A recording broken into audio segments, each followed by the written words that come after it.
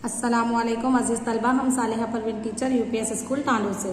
आइए तलबा, आज हम आपको जमात दहम से यानी कि 10वीं जमात से मजमून उर्दू सब्जेक्ट उर्दू पढ़ाएंगे।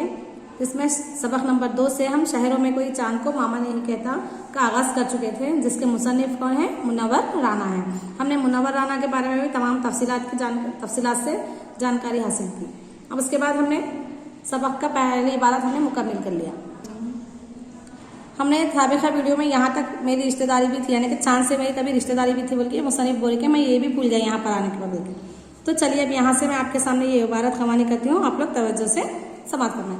अरसे बाद एक दिन गाँव से मेरे मामू तशरीफ लाए। इन्हें देखकर याद आया कि कभी मेरी चांद से मेरी रिश्तेदारी और बेतकल्लुफ़ी थी। मैं सोचने लगा कि आखिर शहर में रहकर चांद को भूलने की क्या वजह हो सकती है। कई दिनों तक गौर करने के बाद महसूस हुआ कि दरअसल शहरों में बिजली, जनरेटर और बैटरी के मुतफन्नी से ट्यूबलाइट, मरक्यूरी बल्ब और रंग बिरंगी रोशनी आदमी को इतना मबहूत कर देती हैं कि वो चंदा मामा को भूल जाता है।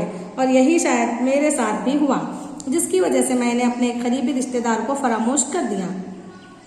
चंदा मामा, जिसने मुझे हर शब उजाला बख्शा, कच्चे से घर में मिट्टी का एक नन्हा सा कमजोर दिया हवा की हल्की सी जुम्बिश से लरजने लगा था। हर रोज शाम होते ही, यानी कि यहाँ पर क्या बोल रहे हैं, चंदा मामा कई अरसे के बाद इनके मामू गाँव को तशरीफ लेकर आए थे, तो तब उनको याद आया कि मेरी भी क्या है, चांद से रिश्तेदारी थी। उनके मामा को देखकर, उनके मामू को देखकर उनको चांद को भी वो मामू कहते थे बोल के याद आया। फिर सोचने लगे कि आखिरकार मैं शहरों में रहकर चांद को कैसे भूल गया बोल के सोचने लगे। फिर कई दिन तक उन्होंने गौर किए, महसूस किया दरअसल क्या हो रहा होता है, शहरों में बिजली, जनरेटर और बैटरी, ट्यूबलाइट, मरक्यूरी बल्ब और रंग बिरंगी रोशनियों में आदमी इतना मबहूत हो जाता है, यानी कि खो जाता, मदहोश हो जाता कि वो चंदा मामा को भूल जा रहा था। हमेशा उजाला ही उजाला रहता, दिन में रात में लाइट ऑन रहती, ट्यूबलाइट रहते हैं। इसलिए क्या है, इंसान क्या है, शहरों में क्या रहता, दिन में भी रात रहती, रात में भी दिन रहता, ऐसा रहता। तो इसीलिए क्या है, इंसान यहाँ पर उन्होंने कहा इसी वजह से क्या है, मैं चांद को भूल गया। जो एक मेरा करीबी रिश्तेदार था, मैं उसको फरामोश कर दिया। और फिर जो मुझे हर शब यानी कि हर रात उजाला बख्शता था, और जो मेरा एक घर था मिट्टी का घर का एक कमजोर नन्हा सा कमजोर दिया, जो हवा की हल्की से जुम्बिश से लरजने लगता था हर रोज शाम होते ही। बल्कि ऐसा बोले, शाम में क्या होता था बोल रहे हैं, चंदा मामा जगमग करते, मेरे घर को रोशन करते और मुझे कहानी सुनाने आ जाते। यानी कि यहाँ पर क्या बोले, जब रात को हल्का जो हवा के जोर से जो नन्हा सा दिया जो उनके कच्चे से मकान में हवा के झोंके से बंद होता था, तो जब क्या होता था, चंदा मामा अचानक जगमग आते और मेरे घर को रोशन कर देते। जब हवा से वो दिया बुझ जाता था तो चांद की रोशनी से इनके घर में रोशनी आ जाती थी बोल के बोले, और मुझे कहानियां सुनाने आ जाता था। यानी कि चांद की जो कहानी रहती वो सुनाने आ जाता था। चांद में चरखा काटने वाली रिवायती बुढ़िया को मैंने कभी नहीं देखा। हाँ, चंदा मामा की रोशनी में मुझे दादी का चमकता हुआ चेहरा साफ दिखाई देने लगता था। मेरे घर की अंगनाई में पलंग पर लेटा हुआ टुकुर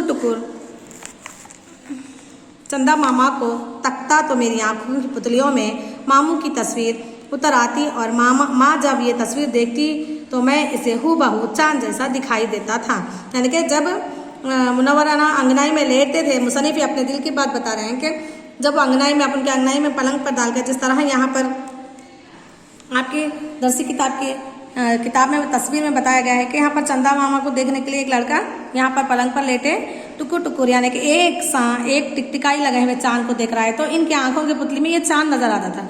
जब इनकी माँ अपने बेटे को देखते तो वो अपने लड़के को क्या कहती थी कि बिल्कुल तुम भी चांद की तरह नजर आ रहे हो। वो भी अपने बेटे को क्या बोल रहे हो, तुम भी चांद के जैसे नजर आ रहे हैं बोल के वो अपने लड़के को बोल रहे हैं अपने बेटे को हूबहू चांद जैसा दिखाई देता था। मिट्टी के बने चूल्हे पर जब आग तवे को दहकाती और चिंगारियां तवे पर रक्स करने लगती तो ऐसा लगता कि तवा मुस्कुरा रहा है।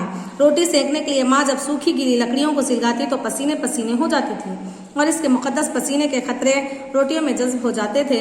शहर ने मुझे बिरयानी खिलाकर रोटी की लज्जत छीन ली, दूध के डब्बों ने माँ के दूध का जायका छीन लिया। यहाँ पर क्या बोले, जब माँ तवे पर रोटियां पकाती थी, अभी आपने तस्वीर में देखा, तो जब तवा उठाते तो उसके पीछे क्या है, आग लग जाती थी। वो छोटे छोटे बारीक आग के शोले पकड़ लेते, तो वो कैसे दिखते थे, चिंगारियां एकदम चिंगारियां ऐसे थे जैसे कि रक्स करने लगते हैं। तो कोई डांस कर रहा है, कोई तारा जो है ना डांस कर रहा, चमक रहा है डांस करते हुए, ऐसा लगता था कि तवा मुस्कुरा रहा है।